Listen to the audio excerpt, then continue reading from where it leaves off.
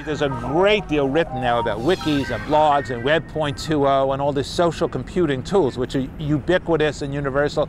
I just think it's a lot of noise, sound and fury indicating nothing, as Shakespeare said. There's an incredible energy around these technologies for people who get it, for people who understand that this is a way for you to maintain a network of connections to people that you know and that you want to continue to know over time.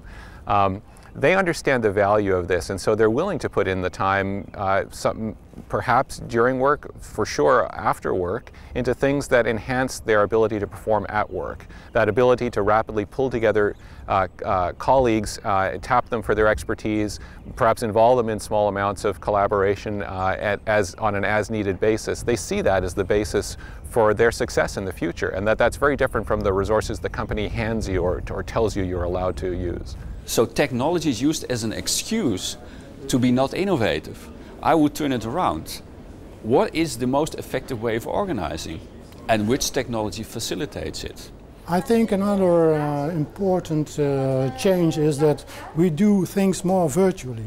As you look in bank shops now, it used to be that clients always had to come to the bank to do transactions. That could be, for instance, a hard change, but it could also be making payments to other accounts.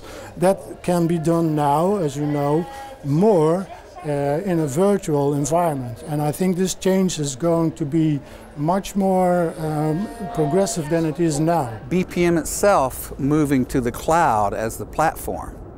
And when that happens, you'll end up with business operating platforms, a business operating system, where companies can on the fly change partners. The more complex you make your IT environment, and of course there are many reasons to make an IT environment very complex. The more complex you make it, the more difficult it is to optimize your company. And so each new wave of technology creates this new functionality, and then people and managers have to figure out how they will appropriate that, what the impacts will be, and in what ways it can change how they compete.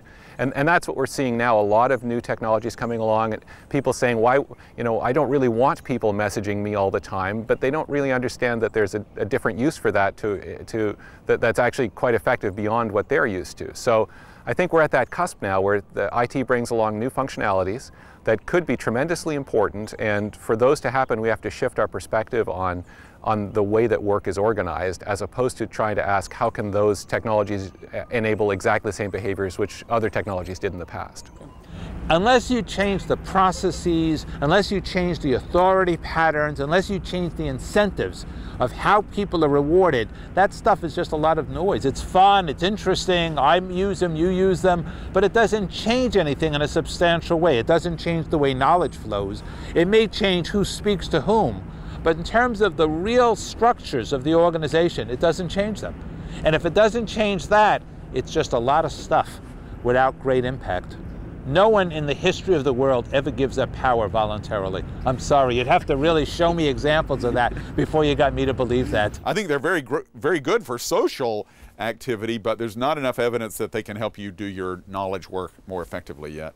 I think the neat thing about new technologies is they always help us be more productive in our downtime, in the time in between meetings and in between formal obligations. Now we can be extremely productive in those times, whereas in the past that was less possible.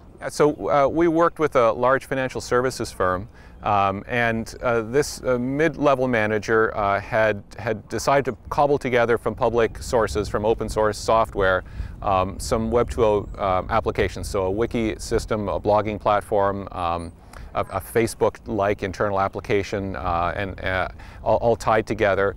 And he wanted to let this out as a proof of concept. So just before Christmas this past year, he sent links to 10 people that he knew. And when he came back to look at it in early January, there were 2,000 people using it. And they had self-organized to a little help discussion forum to answer questions that other people had. They were spontaneously trying to combine different wikis that some people had started that were similar into one kind of central spot. They were self-organizing. So there's a real limit to the amount of collaboration you want people to engage in, and I think one of the challenges is how to effectively prune back some of the things that you're doing that aren't that impactful. And to me, that's as big a challenge as trying to figure out the right spots to enhance collaboration within organizations. Basic philosophy that more collaboration is better is killing us in organizations and as a society. It's implicit in every technology that's out there today. You know, if we just make people more accessible, you know, they'll solve problems and everybody will succeed. It's implicit in all the transitions to matrix structures or things like that.